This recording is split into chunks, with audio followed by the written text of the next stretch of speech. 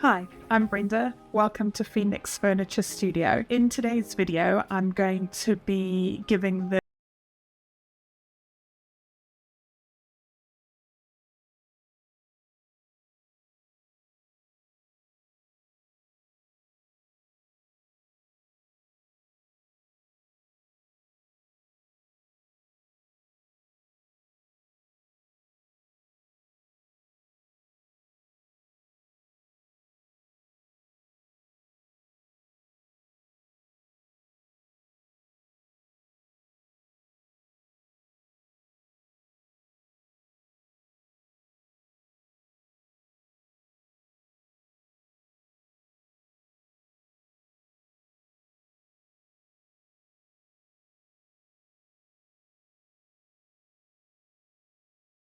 thing I wanted to do with this dressing table was take it all apart before I gave it a really good clean.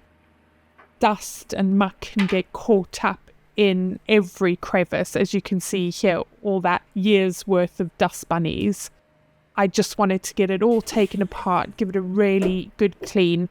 This had also come from a smoker's home, so there was a lot of nicotine on the surface, which you can't really see, but when I was washing it, it was just pouring off.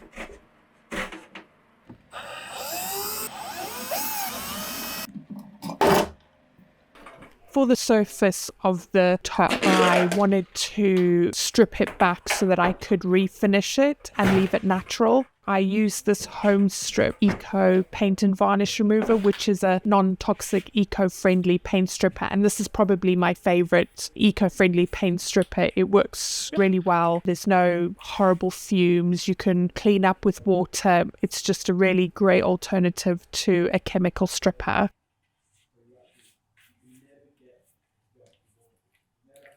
I gave it a good coat and then I left it overnight, which I don't normally do. And when I came back, I knew I shouldn't have, because it had dried up into these flakes. And normally you can just sort of scrape off the gel, whereas this wasn't ideal. My initial concern was that it was going to leave these marks, as you can see, on the dressing table. But once I cleaned it and sanded it, it was fine.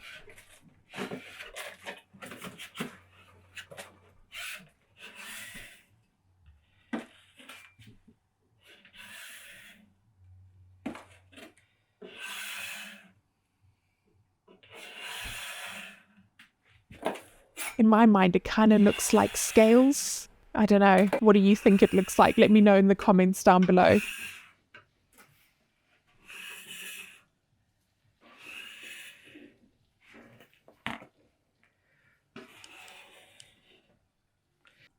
Once I'd scraped all of that off, I went in with some clean spirit, which again is a sort of non-toxic version of mineral spirits, and some steel wool, and I gave that a really good scrub just to remove any of the stripper residue.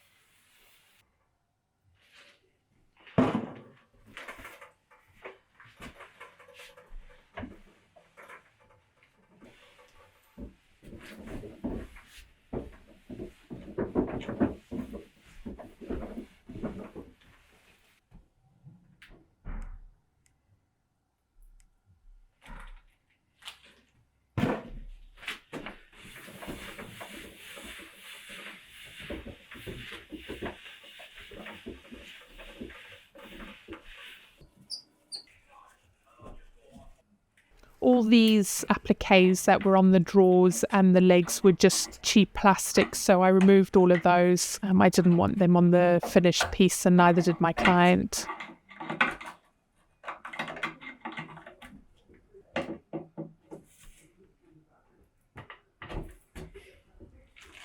Next step was to fill in all the nail holes with some wood filler. So I just worked my way around the dressing table and filled in all the holes and scratches, just so that I could have a smooth surface when it came to painting.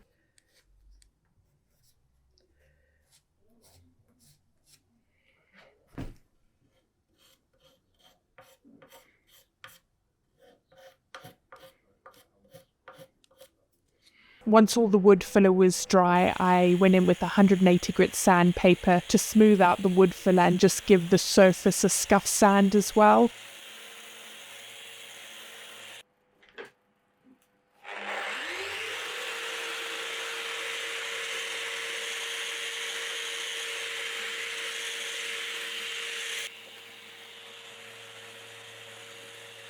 For the flat surfaces, I found it easier to use my Festool sander, and then on these curved edges, it's just a lot easier to go in with hand sanding.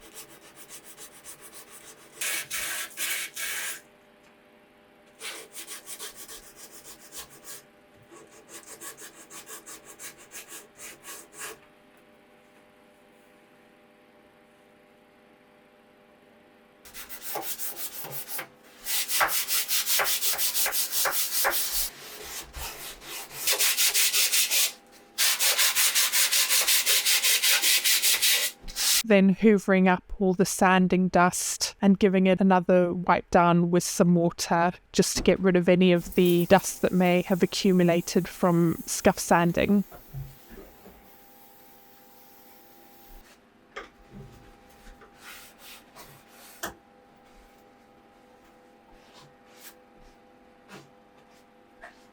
Do you guys like my DIY Lazy Susan that I fashioned out of a spinny chair and some plywood? I found it really useful. It's really easy. You just take a spinny chair and drill some holes through to the plywood.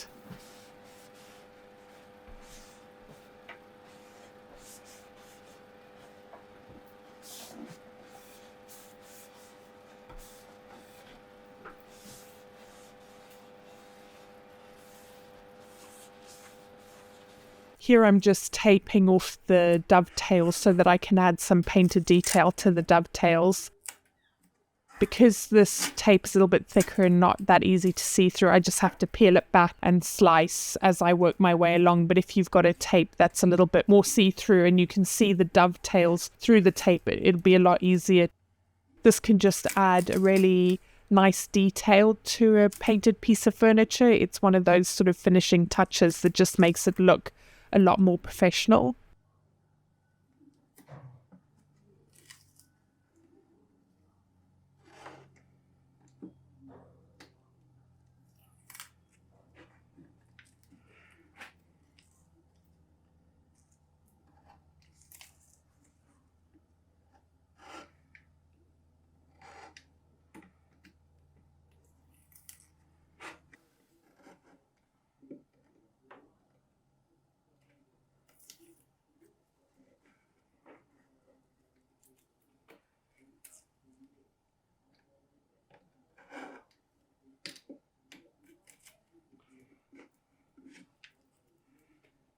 Once I've got those all cut down, I'll just take a varnish. It doesn't matter what varnish you use, and just apply a thin coat just to seal in any gaps between the tape and the wood so that you don't get any bleed through of your paint when you come to paint it.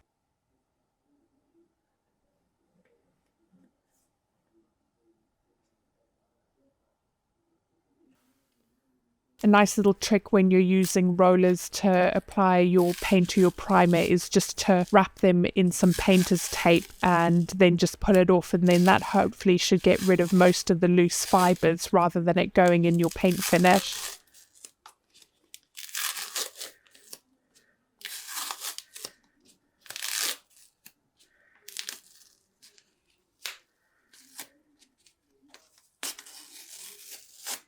I'm using Zinza Cover Stain as my primer. I really like it in terms of it stops any bleed through and is a really good adhesion primer.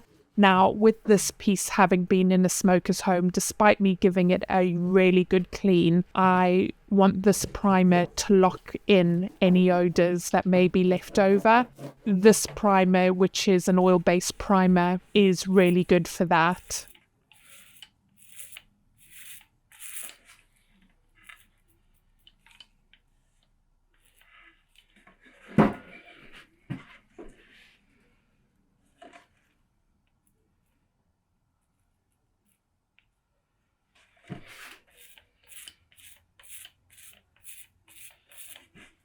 I'm just getting my sprayer ready to spray on my paint. This is a fairly inexpensive sprayer that I got from a tool shop here in the UK called Screwfix. It's just an Erbauer EPS 800. I'll have everything linked down below. So if you're interested in anything that I use, tools, products, whatever, they'll be linked down below. So just check the description.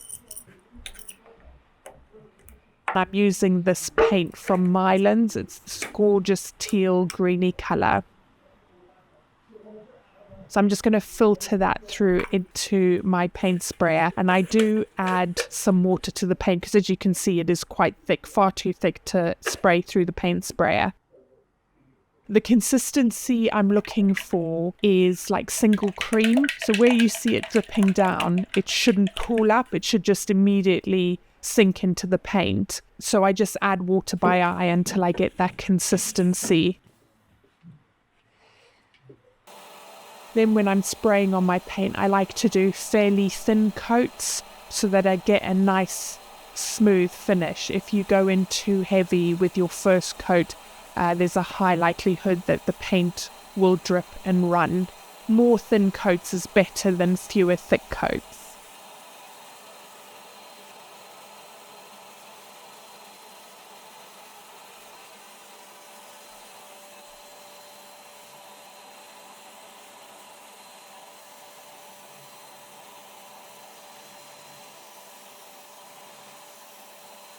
And you can see I'm putting my trusty DIY Lazy Susan to use again there.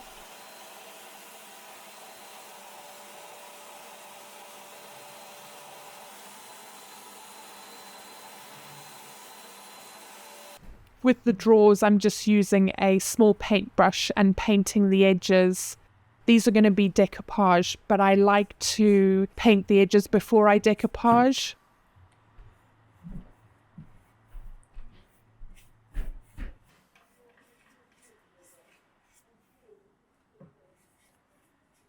The paper we chose is this gorgeous mustard yellow tropical print from Muck and Brass.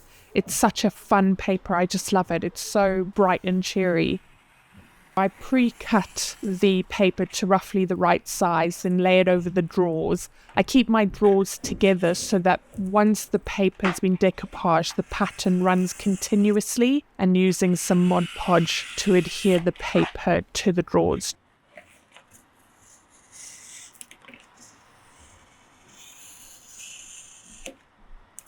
Just a thin layer all over the drawer and then a thin layer all over the paper, and I find that gets the best adhesion.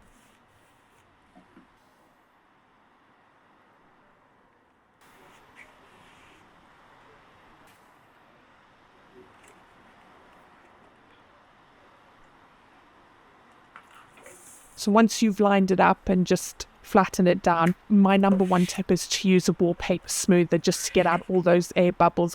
It makes a world of difference.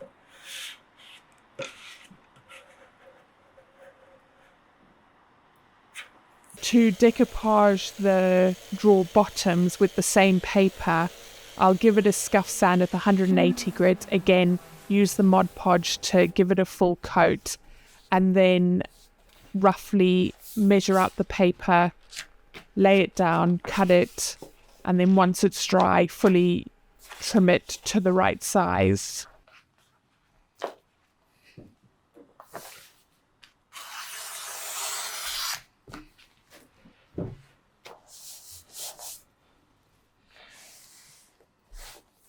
So again, just smoothing it out and then taking that wallpaper smoother to really work out any air bubbles that might be trapped in there.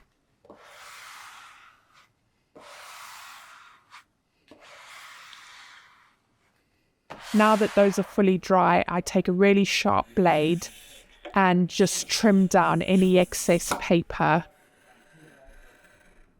Once you've done that, I normally take some sandpaper, and then I'll go in with the sandpaper just to smooth off those edges so that there's no paper sticking out that can catch anywhere. It just gives a really clean, smooth finish going in with some sandpaper after you've trimmed it down.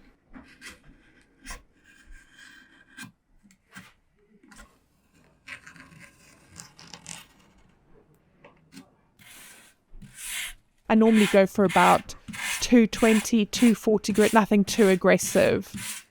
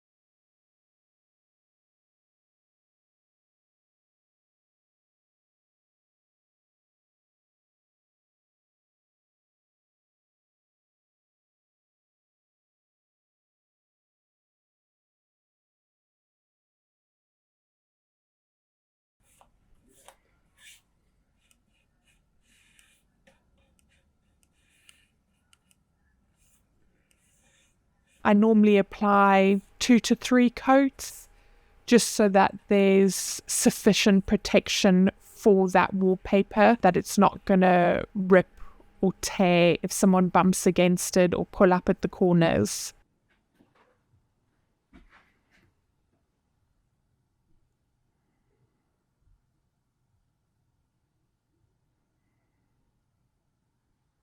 Now working on the top, I'm using 180 grit sandpaper and I'm just going over that top.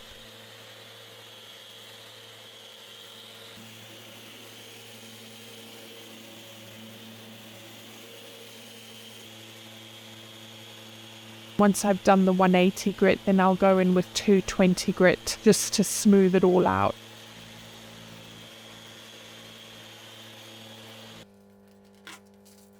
For those edges, because the veneer is so thin, I'm using the sponge pad that you can get for the sander and putting the sandpaper on there and then sanding by hand all around those edges, just so that I don't blow through that veneer with an electric sander.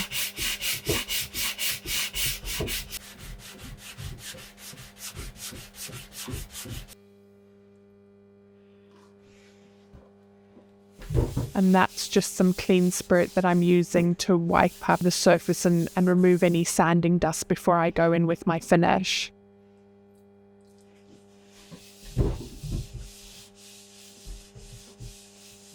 And here you can see how that wood grain is going to look once you apply the finish. So if you've missed any spots, if there's any spots that still have varnish, this is your opportunity to sort of have a look and see how it's going to look.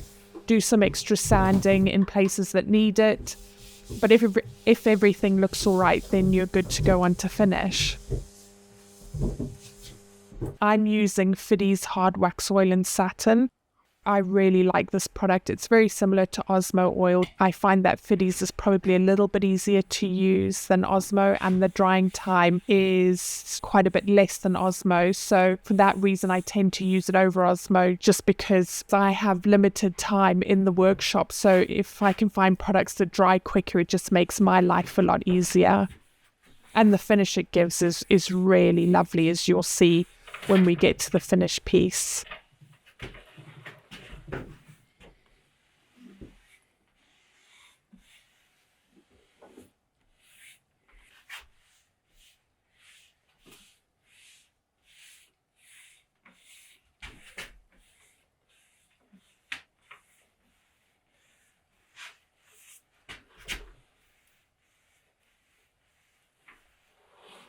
I'm adding this wax and wood polish to the drawers, the outsides, the insides, the bottoms, the runners. This is quite similar to Howard Feed and Wax. It's got that same sort of citrusy scent, same sort of finish, but this is the UK version, which I really like using for my pieces.